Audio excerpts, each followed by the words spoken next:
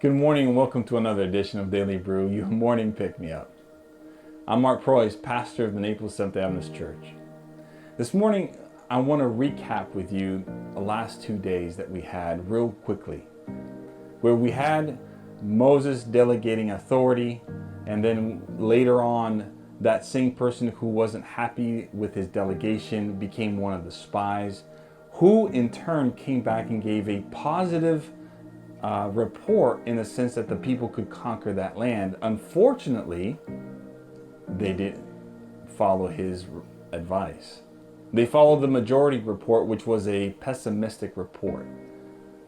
And as a result, we saw that God sentenced the people to stay wandering in the desert for 40 years. 1 day, 1 year for each day that the spies were out.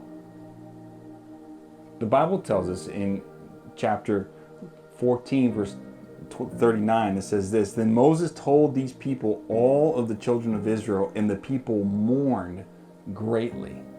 I mean, can you think about this? That you go into bed and being told that you're no longer going to have access to the promised land that you had left Egypt for, and you're sitting at the border and you can almost see it at the horizon, and God says, no, you can't go. It's a little bit harsh, isn't it? Looking at this whole thing from an outsider's perspective.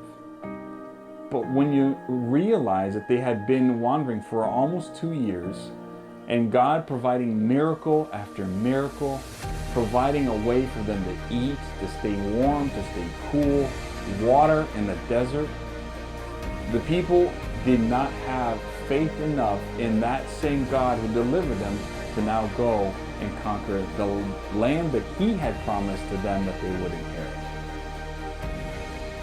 What's interesting about this is that they disregarded God's instruction for them anyway. So what did they do? They chose to invade. They chose to go ahead and lost. Moses came back and began interceding with his people and telling them, what have you done? See, when we look at this story, we can see that God's will is not inflexible. God's will is often shaped by our own choices. Where he wanted his people to go in and to conquer the land because he had promised them they would, they became afraid. As you look throughout your day, do you have tasks that seem insurmountable? But I want to remind you that in Philippians 4:13 it says, I can do all things through Christ that strengthens me.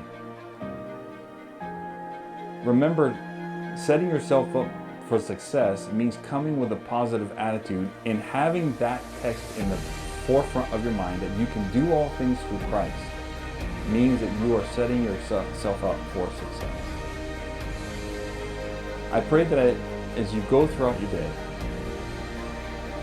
and you look at your tasks, that you will look at them not just in the positive attitude, but if those are tasks that God has given you and you feel as if it's insurmountable, know that God is leading you and is with you. And if he promised to take you through it, he's going to help you get over it.